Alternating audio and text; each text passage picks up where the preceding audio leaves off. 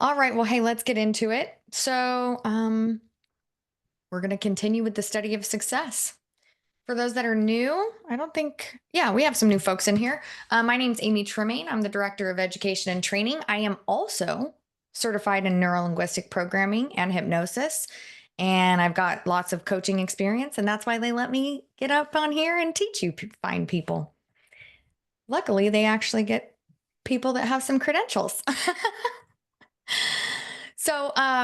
All right. So the four requisites of change. We saw this the last time we talked, but I'm going to go over this with you every time. So you'll see this again and again. And the reason that I'm going to go over it with you every time is because it was drilled into my head throughout all my training.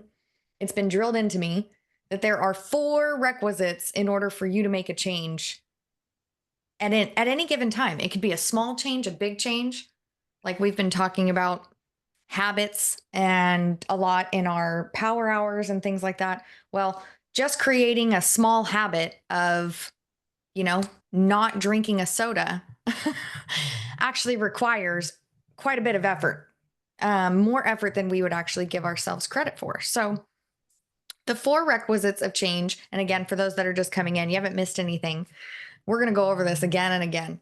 But number one, the four requisites of change, they can actually go in both order, which I think is really cool. But if you aren't focusing on the positive and taking the action, then we got to run it from top to bottom. So in order to make any changes in your life, you're going to have to release any negative emotions or limiting beliefs that you have about the change you're attempting to make. So we'll use soda as an example because it's a really general term. If I want to quit drinking soda and I drink it all the time, I have limiting beliefs about that. Guaranteed. They sound like, I don't think I can. I love soda. I drink it all the time. It's all I ever drink. Those are actually limiting beliefs. Everything you tell yourself is a talk track. And that's what NLP is. NLP is neuro-linguistic programming. It's the words that we're using, not just that we say, but the things that we think and we say to ourselves. So if you want to quit drinking soda, you have to remove those limiting beliefs. If you want to start lead generating every day for 3 hours, you have to remove the limiting beliefs. If you want to make $1 million in the next 12 months, you've got some limiting beliefs or some baggage around it. How do I know that you have limiting beliefs and baggage? Because you haven't done it yet. It's pretty simple. When you want to make a change in your life, or when somebody wants to achieve a very big goal or even a small goal, I ask, well, why haven't you done it yet?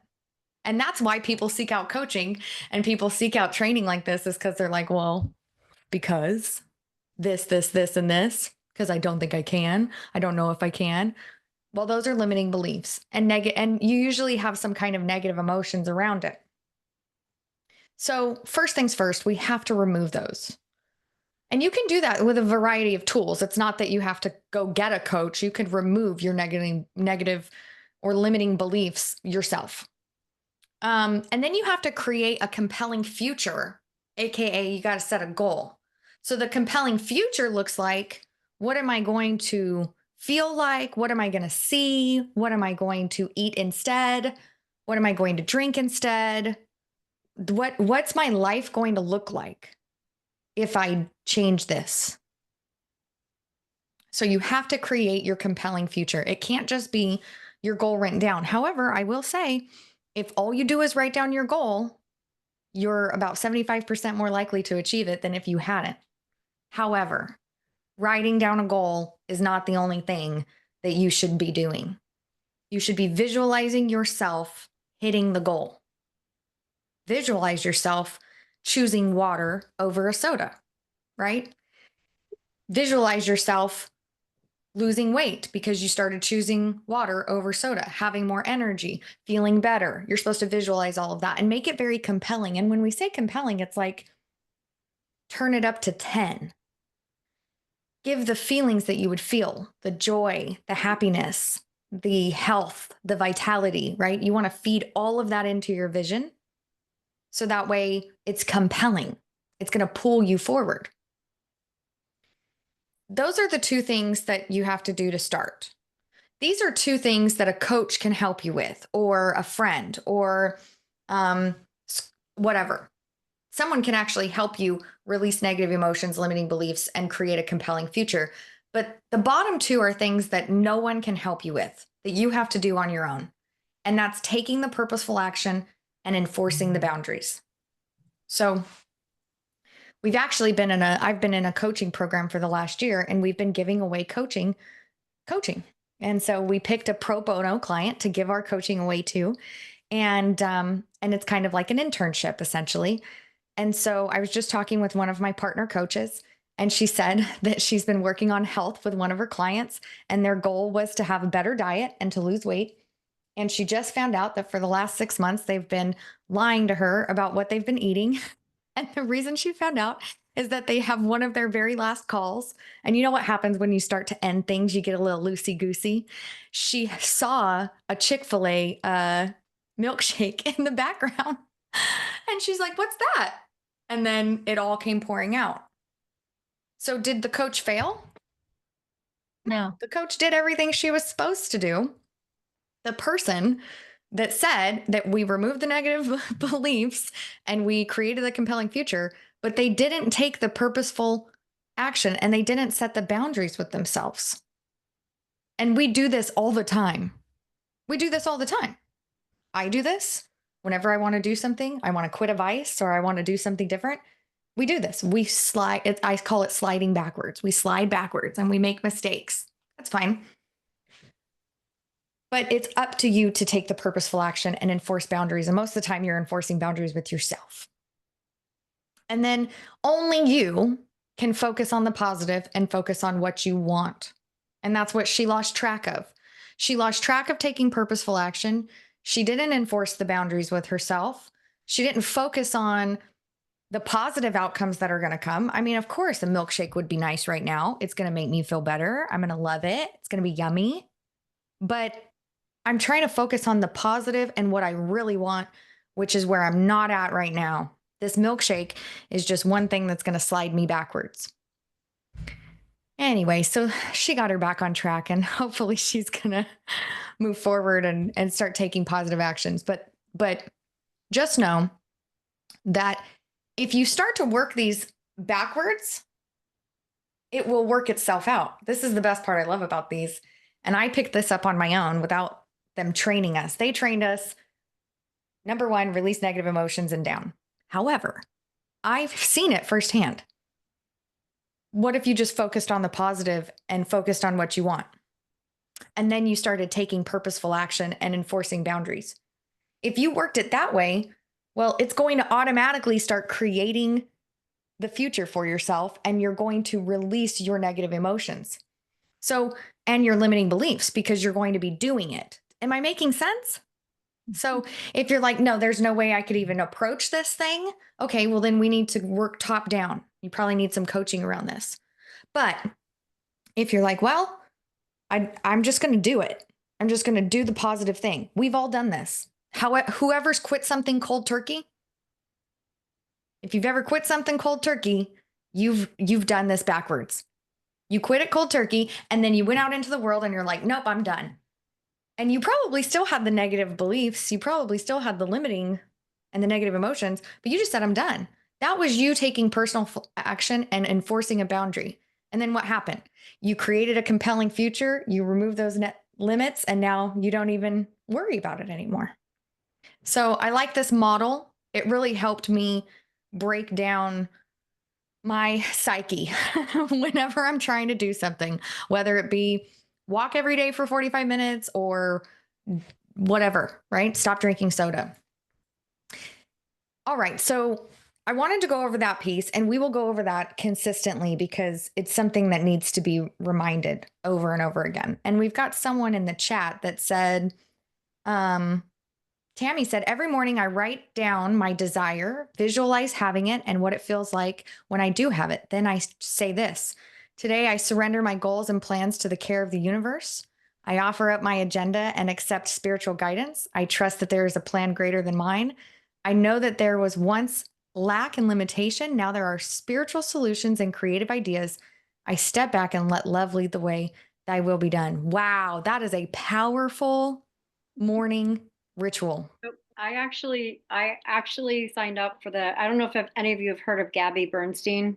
No. She writes books, Gabrielle Bernstein. She's amazing. She's amazing. She's got this book called Super Attractor. Mhm. She had this manifestation challenge. It was a 21-day challenge, started January 1st. And I have been doing it daily.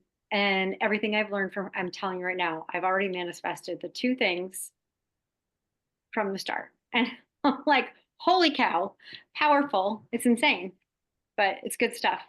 I love it. That's awesome. I was just Amelia, writing the book is called it. Super. I'll write it down. I'm going to write the book down. Yeah, if you could put it in the chat, that would be great. Then we can all go participate in that because I like manifesting good things into my life. Okay, so today we've gone over a few things. We've gone over our 126 bits, right? There's all this stuff coming at us all the time. We can only grab a handful of it. So we delete things, we distort things. We did that. We talked about how do we create compelling goals, right? How do we create a compelling vision? Today I want to talk to you about something that's now I got to sign back in. Sorry, I lost my. There we go.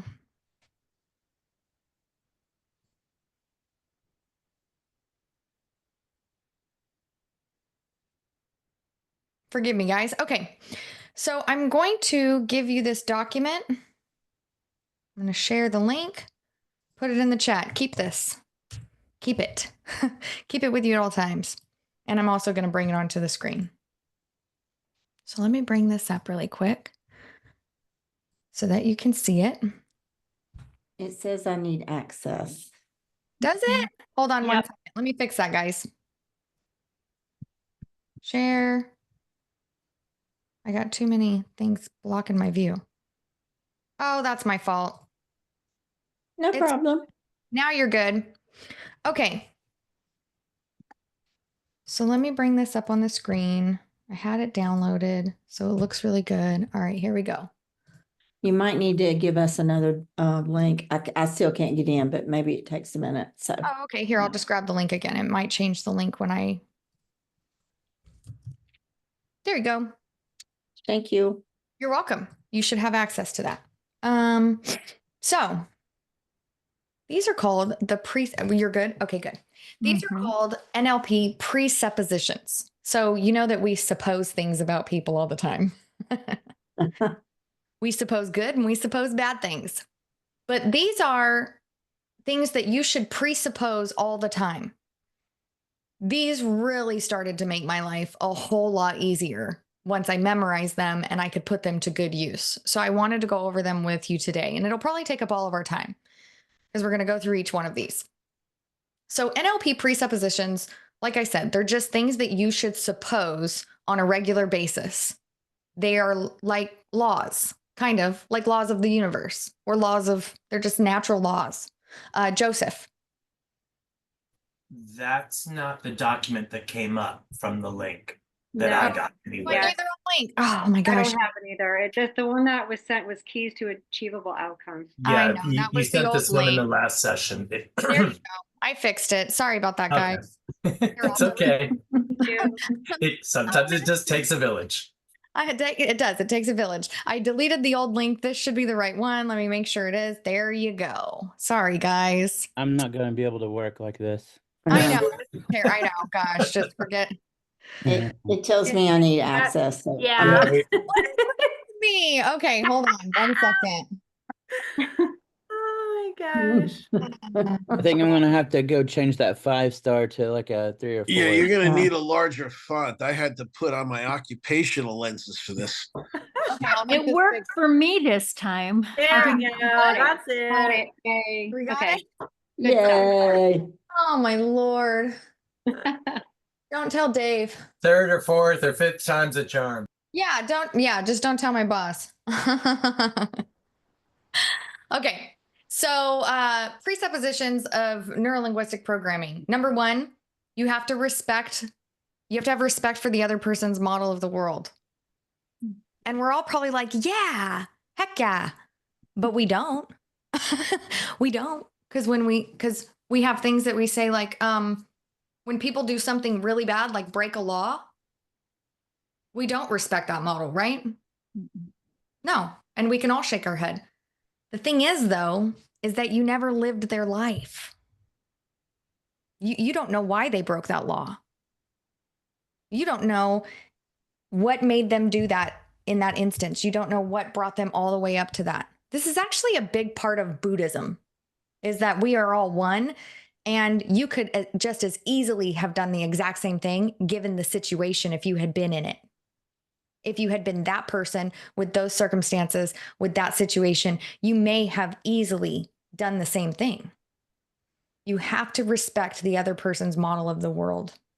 You don't know what you don't know about what they're going through.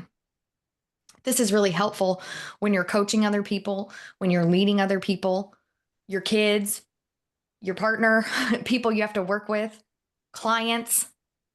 You have to respect how they view the world because you've never been in their shoes. You don't know. You don't have to agree with it, though. That's the beauty. You don't have to agree with it, but you have to respect it because it's theirs. And the moment that you lose respect for the person at the other end, you shouldn't interact with them anymore. If they're a client and you lose respect for them, hand them off to somebody else. You're not going to be able to service them in the way that you should because you've lost respect for their model of the world. You can gain it back by learning this. Oh, you know what? I'm going to take a step back. I'm going to remember that I don't know every piece of everything that they've been through. So I don't know. Therefore, I have to respect what their model is. It really helps with like letting go of expectations of other people. Having expectations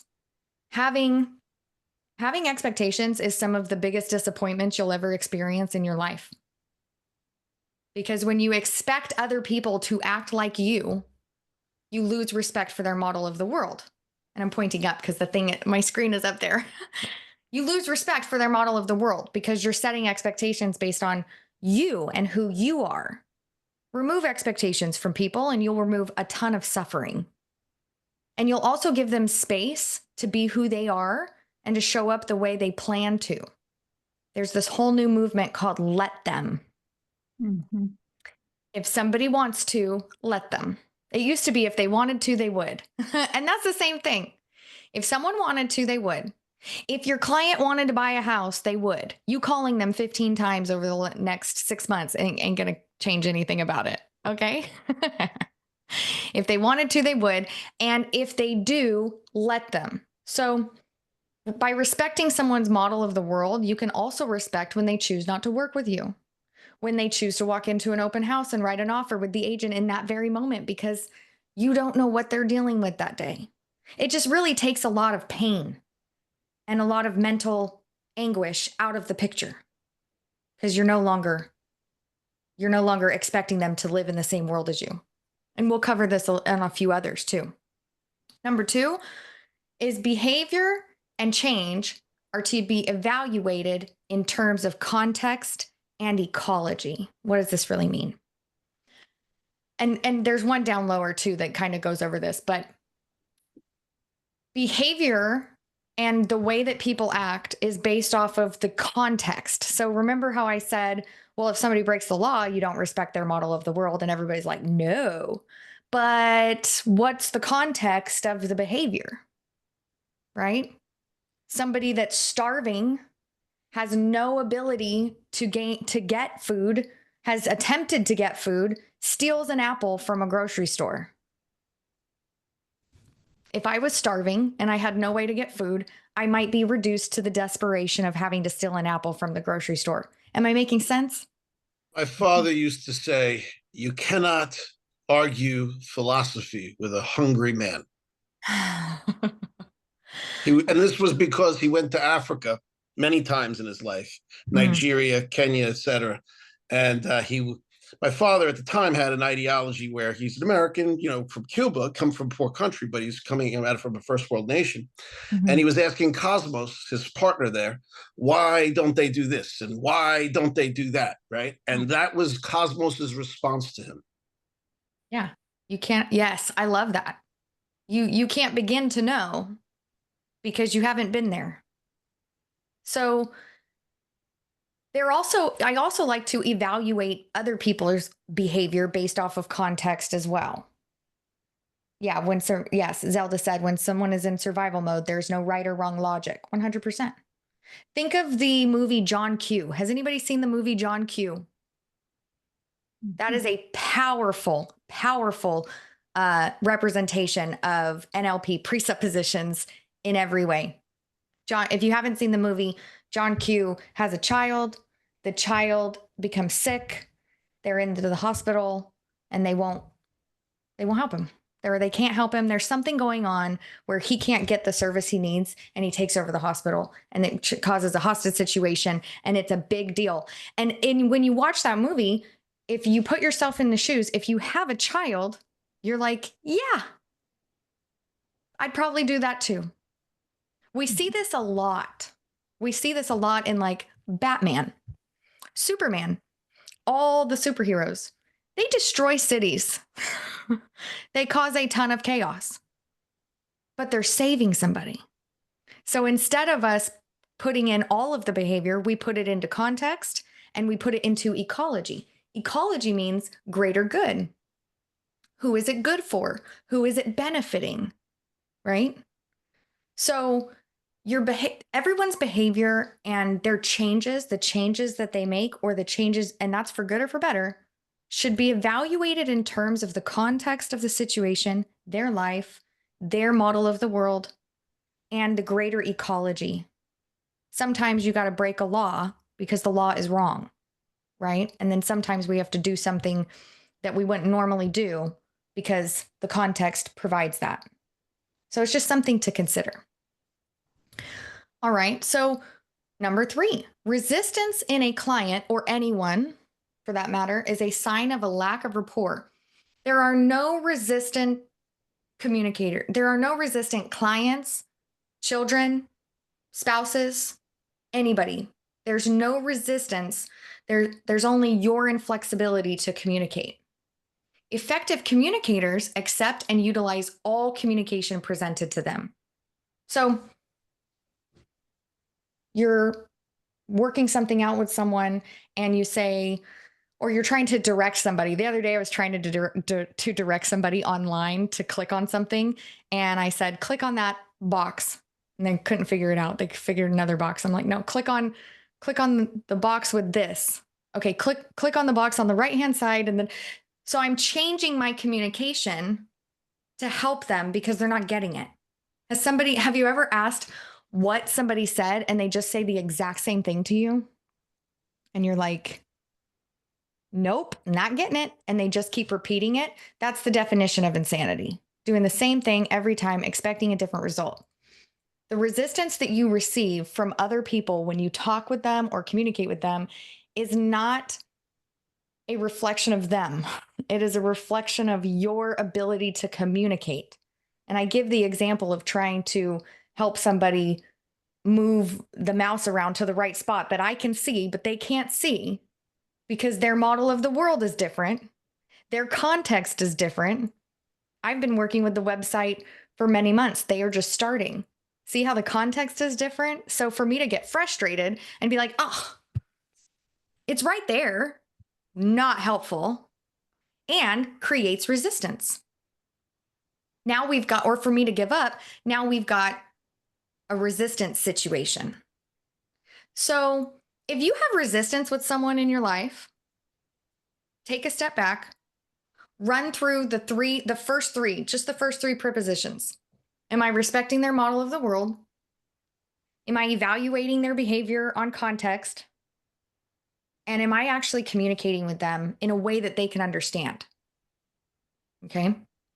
So rapport is everything. I've taught a couple classes on this, and I've probably people are like, can she stop talking about rapport? I will never stop talking about it, because the more rapport you have with someone, the more flexible they are. The more flexible they are with their listening skills, with their ability to take feedback, with their responses, and the more flexible you can be as well. So and the more they're listening, honestly. When you don't like someone, when you don't think someone cares about you, when you're not in good, when you just meet somebody and you haven't had that connection yet and you haven't built any rapport, and they tell you that you need to make more phone calls or you need to do this or you need to do that. Yeah, right, bud. We all feel that way. We're like, don't tell me what to do. I'm an adult. But if you build rapport first, you can pretty much say anything to anybody. We all have friends like that, right? You have people in your life where it's like you could tell them something bad happened and they'd say, "Where are we burying the body?" Right? That's because you have massive rapport. Massive rapport. Rapport that goes beyond context and ecology. Because they're like, "Where are we going?" So build rapport. The more you can build rapport with people, the farther you can go with your communication, the more flexible they'll be, the more flexible you will be. So if you're having anybody like this, take a moment and get down and talk with them about other things than what the hard resistance part is happening. Tony asked, what if it's the SOS different day? Give me some information. Same old shit, different day. Okay. Okay, so I'm not going to name any names, but I have an agent, and they like to drink and call 10, 11, 12 o'clock complaining Okay. about the same old shit, different day. Yeah. So, and then the next day has no recollection of the phone call or whatever. And it's like you tell them every day what to do, how to do things. They don't show up. I can literally put the phone down for an hour, go do something, come back, and they're still talking. Yeah. Okay.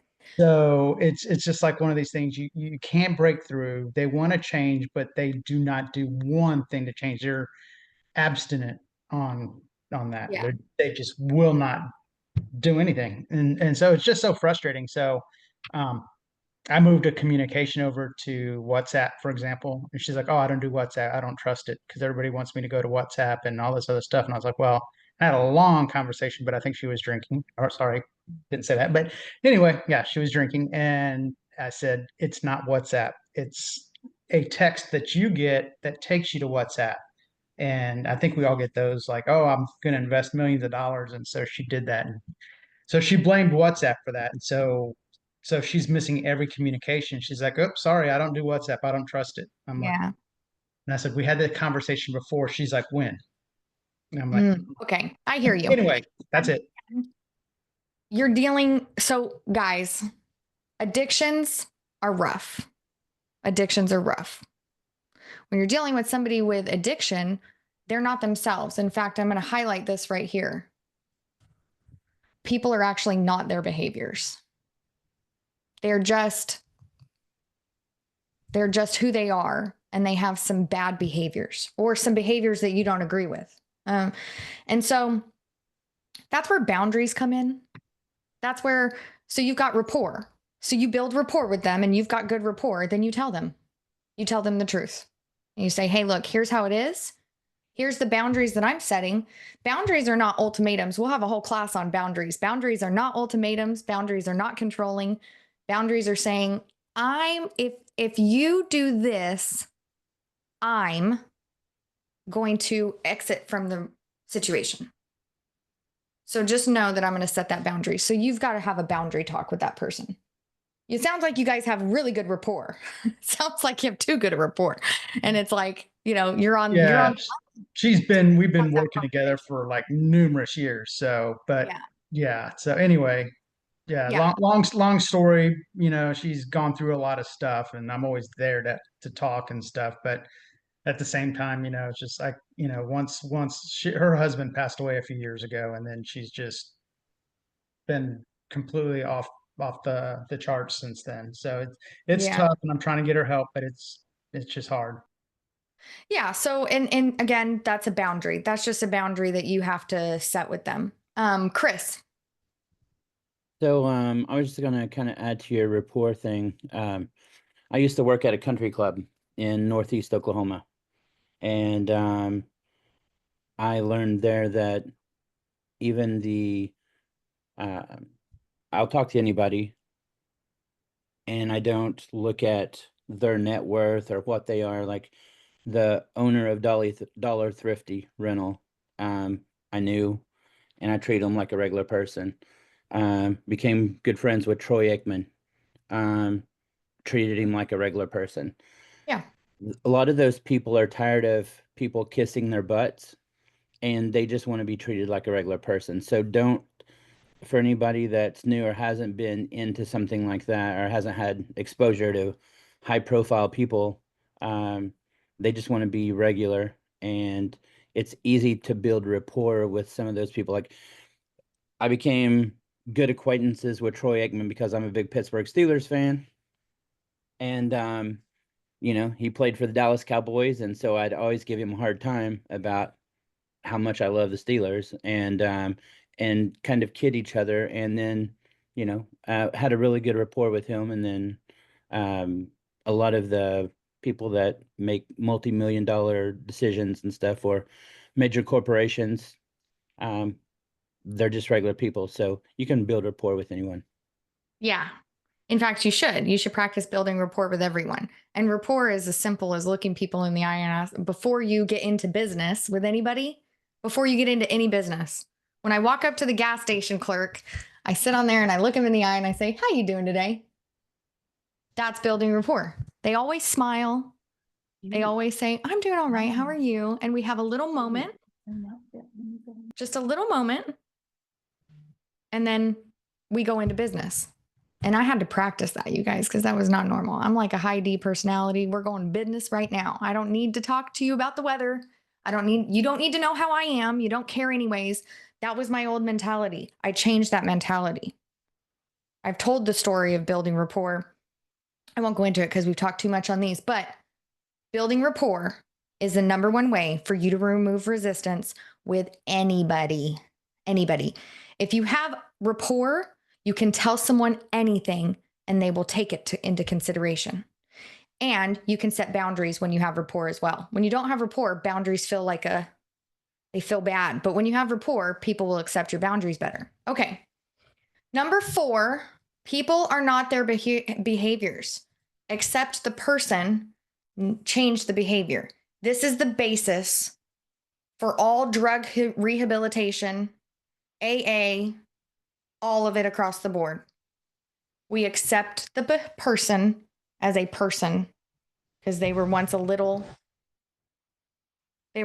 kid. Sorry, I just heard a crash in my home. And I have a little kid here. They were once a little child, and they were once a perfect being, right? She just yelled, "I'm okay." I'm okay. They were once a perfect little child, and then they grew up, but we were all perfect at once. We were all innocent babies, okay? They've grown up into the world. You don't know what they've experienced. You don't know what they've gone through. You don't know how they got to this point of having this behavior, right? So you have to accept the person and help them change their behavior. And that's what the 4 requisites of change is about. That's what learning through this whole process is. When I started in this NLP process, it was to change me because I was like, I need help and I don't know what to do to change these things about myself. And what it gave me, was the opportunity to start coaching people better, connecting with people better, having deeper relationships, because I started accepting the people and stopped thinking that their behavior was them. People can change their behavior. So people are not their behaviors. This is helpful, especially helpful in your situation, Tony, because you're like, this person is just on my wit's end. That's not who they are. They're not their behavior, right? She can change. She just needs to get some help. Number 5, everyone is doing the best they can with the resources that they have available. Are these starting to sound like kind of similar, right? We're getting into the point where we're leaving our zone of judgment. We're leaving the zone of judgment because when you judge people, you can't help them. If you judge your buyer, you can't really help them. If you judge your seller, you can't help them. You won't communicate with them properly. It's a breakdown. It'll cause resistance. They can feel it. They can feel the resistance, which will reduce communication. And we want to create rapport with everyone, and open the doors of communication. So behavior is geared for adaptation, and present behavior is the best choice available. Every behavior is motivated by a positive intent. You'll learn, and as I have learned, that our subconscious mind, and we'll talk about what the prime directives of the subconscious mind are, but they're always for the greater good, believe it or not. Al Capone believed he was doing the right thing to the day he died. And he did a lot of great things. He did a lot of bad things too. But he thought he was a saint, and he didn't understand why he was locked up. Why? Because all of his behavior was motivated with what he believed was positive intent for his community, which sounds crazy. But if you went into the community, they would have said, no, this person has done a lot for our community. He's broken some laws, but he's done a lot for our community. Our community is suffering, and he has eased our suffering. So can you see how behavior is based off of context and ecology? So you could ask one person what they thought about him, and they would say, he's great. He dropped groceries off to my home when I was sick and hungry. And then you could talk to somebody else and they'd say, he's a gangster. He kills people. So, but everyone's doing the best they can with the resources they have available. And I really like this one, because I always thought I just got so irritated when people weren't like me, when they weren't on it, when they didn't just get it like I got it. Well, they're doing the best they can with whatever they have available. And if you think about it like that, and there's always positive intent, it takes away a lot of this internal suffering that we give ourselves when we think this person is trying to destroy me, whether it be mentally or my patience or my last nerve. We get away from that. And we get into a curiosity mode where we're like, oh, well, if they're doing their best and they have positive intent, then I better ask some more questions to get a better understanding of what's going on here, because in my mind, I'm not seeing that. Am I making sense? This is really good in relationships, because how many times, my child has a chore. She has to clean the kitchen. It's a very easy chore. It's the only thing she has to do, and she never does it. She never, ever does it. I have to remind her all the time. I just reminded her this morning, and I'll have to remind her again this afternoon. And in the beginning, I said, it's extremely disrespectful for you to not do this. Well, does she mean to disrespect me? No, she's a 15-year-old. She gets home from school. She makes some food. She starts doing homework. She loses track of time. She forgets to do the kitchen by the time I get home. And I'm like, I told you to do the kitchen by the time I got home. Now, if I consistently see her as being disrespectful, our relationship will break down, because I will be punishing her for something that comes natural to being a teenager, which is being distracted. So she's doing the best she can with the resources that she has available. She has positive intent. She wants to do what I ask her to do. She's just having a hard time remembering how to do it or getting it done. So I have to come at it from that. Calibrate behavior. Number 6, sorry, I'm on to number 6. Calibrate on behavior. The most important information about a person is that person's behavior. So this is interesting, because we said people are not their behavior. That's because their behavior is simply information. It's just information to you. You calibrate on someone's behavior. So in terms of coaching, when I coach someone, I calibrate my coaching based on whether or not they make a change or they're successful. Does that make sense? If you're a team leader and you're leading people, if you're giving this information and nobody's doing anything with it, change your information. Change the way you're delivering it. Calibrate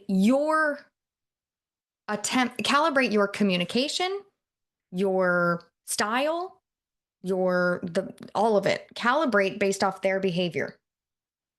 So with my daughter and the kitchen, I said, okay, you're doing the best you can with what you've got.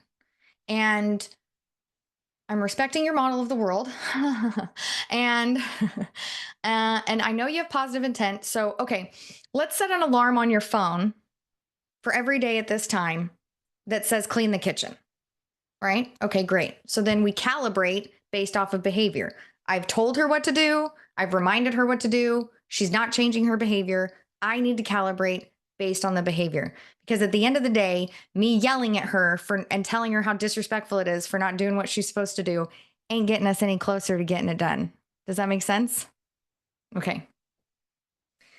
This is my favorite one. Number 7 is my absolute favorite. We're making good time. Number 7, the map is not the territory. This is my absolute favorite. The words we use are not the event or the item that they represent. Who here has siblings? Have you guys ever recounted a story and they're like, that didn't happen? All the time, right? That didn't happen like that. Well, that's because the map is not the territory. You two were in the same territory, the childhood of your parents or the childhood and being raised by your parents, but their map is completely different. Why? Because they have a different model of the world. They had different experiences. Each relationship that you have with every single person on this earth, even if you share that relationship with someone else, you actually have 2 separate relationships. So like me and I have 2 children. I have 2 separate relationships with those children, and those children have a separate relationship for me. And it's always like that. It will always be like that. We will never start intermingling unless we develop what's the word? Telepathy. There we go. I was going to say telepathy, but that's what my grandma would have said. Telepathy. And it is. You're right, Kathy. It's crazy how different our experiences are from sibling to sibling. Okay. Everybody put into the chat, when you hear the word love, what do you think of? Put it into the chat.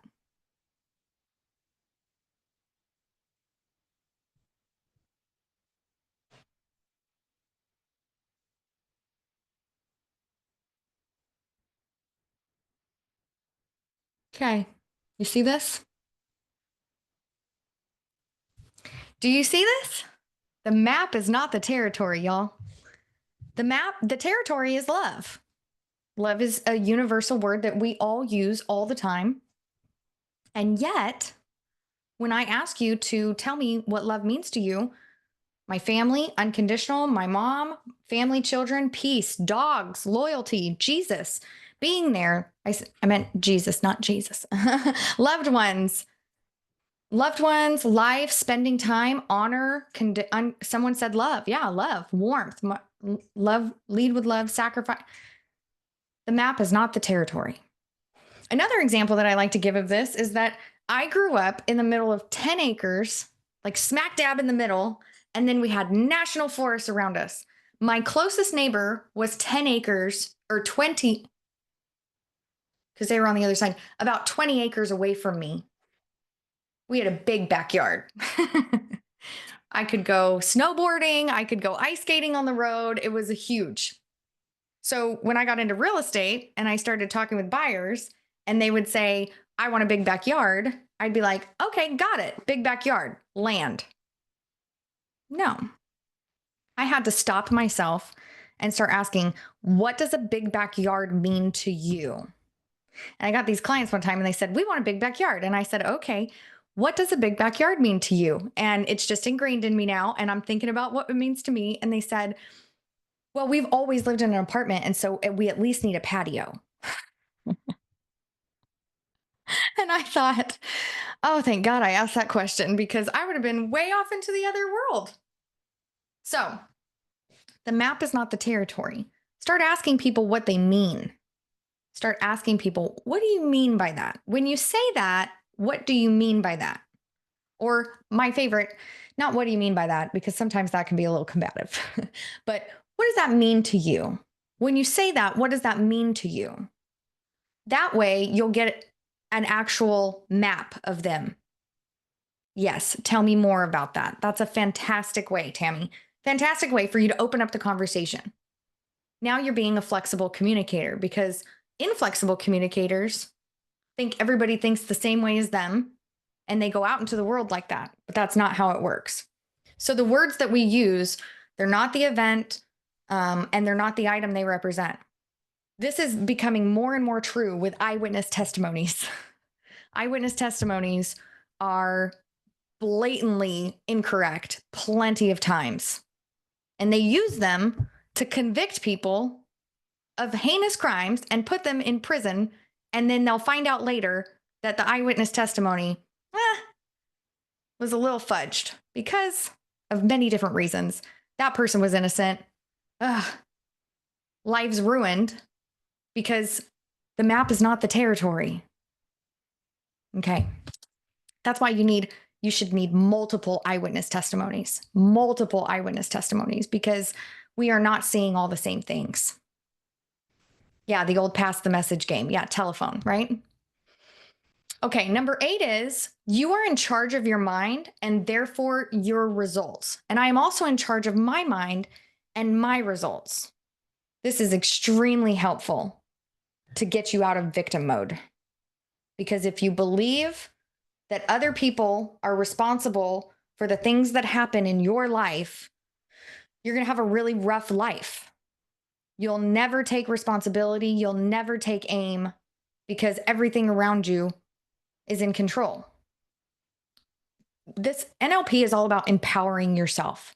It's really about self-empowerment and empowering others.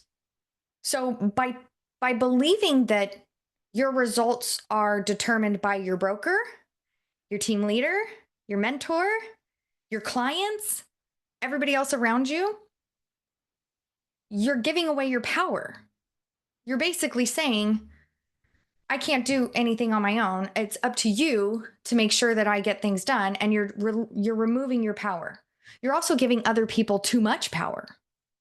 And this is probably, for people that do that on a regular basis, it's probably showing up everywhere in their life, right? They have a controlling spouse, or their kids aren't getting where they need to go. And that's because they have a victim mentality and they're allowing that to happen. I have a saying that I say, everything that happens to you is because of you, even the terrible things. And I am not a stranger to terrible things happening to me. At one point in time, I had to stand up and say, everything that bad that has happened to you from the time you were born until today is because of you. It's because of a choice that you made, either a spiritual choice or a physical choice. It's a choice that you made. I chose to date that person that abused me. I chose to be in that situation that got me in trouble. I chose it. And the moment that you put that into play, the moment that you decide that you are in charge of your mind and therefore you are in charge of your results, you are unstoppable. You could do anything.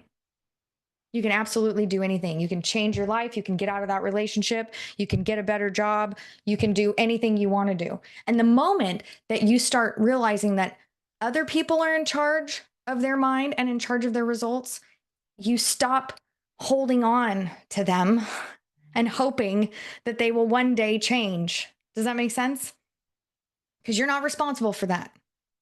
And I've been there. I've been there where I'm like, if this person would just change and do the things I want them to do, everything would be perfect. But that's not how it works. They're responsible for their results. I'm responsible for mine. If I'm not getting the results with them that I want, I either need to change my communication, I need to think about these things. But if I've done everything I can do and the results that I'm experiencing are from them are not what I want, then that's when boundaries come in. And I have to decide, is this what I still want to do? But everybody has a choice. You're not stuck. You're never stuck. We're doing good. Okay. Number 9, people have all the resources they need to succeed and to achieve their desired outcomes. There are no unresourceful people, only unresourceful states. You have everything that you need inside of you. In fact, when someone comes to me and says, I have this goal, I want to do this. If I tell them what to do, now it's my plan.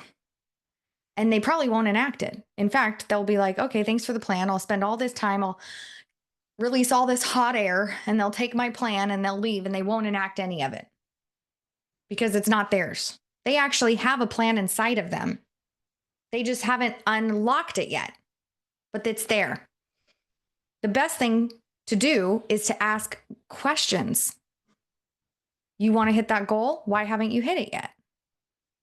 What's standing in your way? What would you do differently? What would you do here? When I started coaching and training people, I wanted to have all the answers. Ooh, I wanted to have all the answers. I'm like a know-it-all. I'm a teacher's pet kind of girl. I'm like, yeah, I'm the smartest person in the room. It's exhausting. It's so exhausting to be that way. And when you give someone an answer, you take away their genius. You take it away. And now you're taking the genius. And I really had to let that go. So now I don't want to have all the answers. I want to hear your answers. What would you do? How would you do it? The person that thinks they know the most in the room is losing. Because if you think you know everything and you don't ask the right questions of the people around you, you have no idea what you're missing out on. And you could be standing in the presence of genius that could change your entire world. But if you want to be the person with all the resources for other people, you can't have that collaboration. You can't grow. And what this also does is it prevents us from thinking that we have to have everything for everybody. You don't need to solve anybody's problems.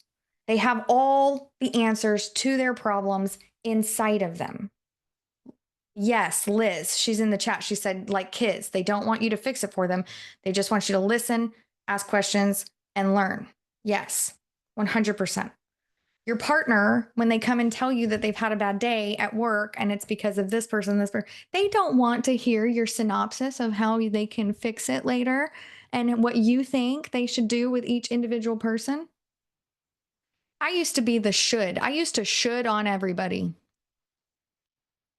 I used to should on everybody and I should all over myself. And it's terrible. Nobody wants to hear you should have done that or you should have done this. And when you do it to yourself, God, it hurts. It's not good. It's an ugly look. So it's not about what people should do. Get away with don't should anymore.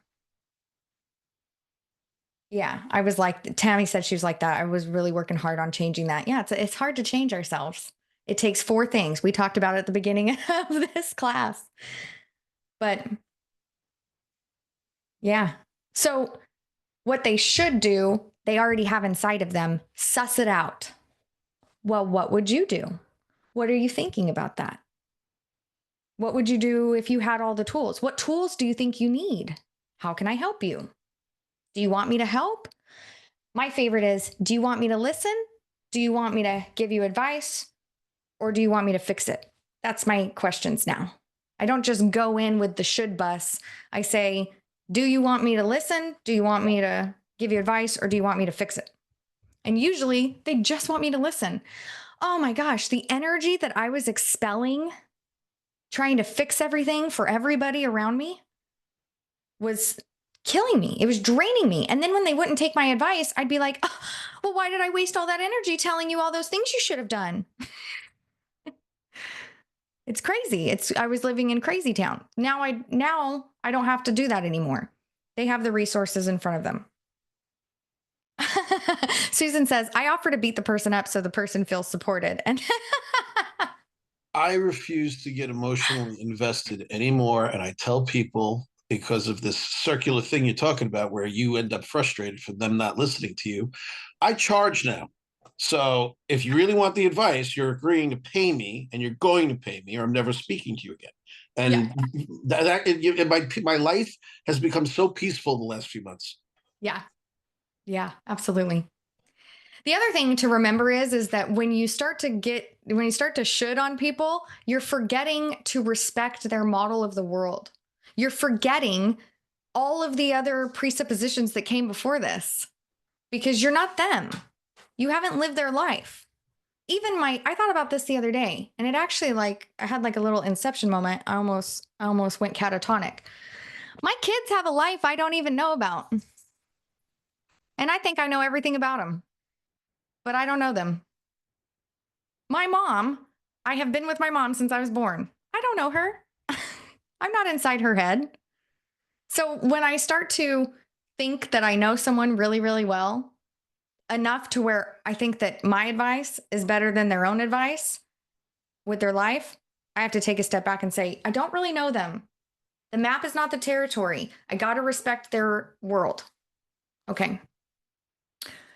Number 10 is kind of funny. All procedures should increase wholeness. When it comes to NLP, you guys are going to learn some things we call procedures, which is just little tools that we use in order to help you get over limiting beliefs and change things in your life, but they should increase wholeness. So it should never be to take something away. It should be to give more. So more choices, more wholeness, bring them together as a whole, holistic human being. That's why my coaching, it's hard for me to just coach on business because you're a holistic human being and I'm trying to create wholeness when I work with you. So sometimes we talk about all kinds of things. And the beauty of it is a lot of people are really getting on this holistic bus and they understand that the problems in your business are probably stemming from the problems that you've had your entire life from the time you were like 4 years old. So we have to go through all of it. You're not just a business. You're not a corporation entity. You're a human being. And so the problems that you have in your business probably stem from something much deeper or greater than just business. So all procedures, everything you do should increase the wholeness of the person you're working with or yourself. There is only feedback. Number 11. Ooh, we got 2 minutes. Okay, number 11. Yeah, you're welcome, Naomi. Yeah, you're welcome. Number 11, there's only feedback. There is no failure, only feedback. You walk through the house, you stub your toe. It's not a failure on your part. It's just feedback. Feedback is watch where you're walking. Go a little slower. You write an offer, it doesn't get accepted. That's not a failure. It's feedback. Your business shutters its doors. Not a failure. Only feedback. You're only receiving feedback in this world. And as long as you keep that mindset, then you will never fail. You will only grow. So from now on, remove failure from your vocabulary and change it to feedback. Wow, that was a really big dose of feedback.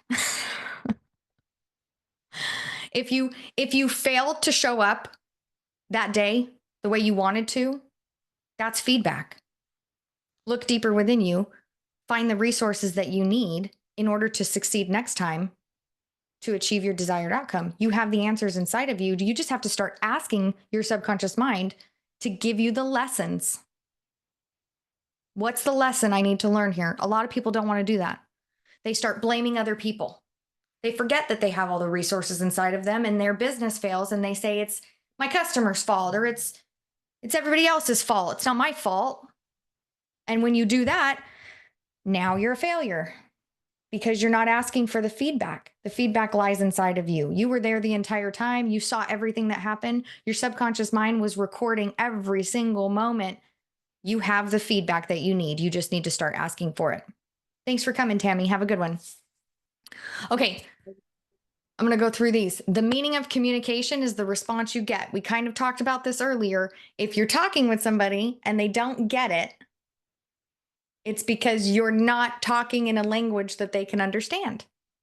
So in the United States, in other countries, this is very prevalent. If you speak to someone and they don't understand you, it's on you. But in the United States, we have a culture that if we are speaking and somebody doesn't understand us, it's their fault and they need to figure it out. We really do. We have this culture. We got to change that, at least within ourselves. So if you're getting a response from someone that's angry, negative, just something that you're like, this is not what I thought, change the way you're communicating, right? Change the way you're communicating. Ask them, what did I say that set you off? And then take that feedback, no failure, only feedback, recalibrate based off their behavior. Ooh, now we're putting it all together and recommunicate and communicate something different. Now you're a flexible communicator. I used to be in phone sales and I'd get yelled at, I don't know how many times a day. And I would be able to turn people around from yelling at me to saying, yes, I think I want to buy solar today. That's a flexible communication skill. Luckily, I grew up with a dad that yelled at me all the time. I love my dad. He's a great guy, but he likes to yell. And so I was used to it. But many other people, that shuts them down. It really shuts them down. So think about in your life, if you have somebody in your life that's aggressive, the meaning of communication is the response that you're getting. So if they're getting aggressive, what was communicated to them that made them do that? You have to get with them and figure that out, get the feedback. Okay, the law of requisite variety. The system, the person with the most flexibility of behavior controls the system. People that are most flexible control the entire system. What does this really die down to? Remember COVID hit and it shut down all businesses everywhere and we didn't know how to interact. We didn't know what to do. Everything was shut down. And then they said, okay, restaurants, you can open up outside dining or delivery. They said delivery first, and then they said outside dining. Do you know how many businesses shut down because they refused to pivot? They refused to be flexible. They shut down, they shuttered their doors. And then all these other restaurants went outside, started delivering, boom, stayed open. And some of them still have outdoor dining and delivery to this very day. And they've increased their sales and they've increased their capabilities and they've increased their profits. The system or the person with the most flexibility of behavior will control any system that they're put into. So how flexible are you being with your business? How flexible have you been over the last year? We're all still here, so I think we've done pretty well. But it's something to consider because we always have changes in real estate. Okay, guys, you've been so patient with me. Last one, all procedures are designed to increase choice. So what does that mean? Everything that NLP is about is to help you become more of the whole person that you are supposed to be. It takes all your parts and it puts it into one and it says, here you are, congruent, whole, happy, healthy, at your very best with all the resources that you need. And it helps you to increase your choice. If you followed all these 14 presuppositions, do you think you would have more choices in life? Yeah, you'd have a lot more choices in life because you wouldn't be bound by the confines or the box that we've put everybody into or we've put ourselves into as well. So you all have access to this. Please download it, keep it, tie it up near your desk, and we'll be back next week, okay? Thank you, everybody. Thank Have you, a good Amy. day. Thanks, Amy. Thank you, Amy. Thank you. Bye-bye. Thank Bye. you. Bye.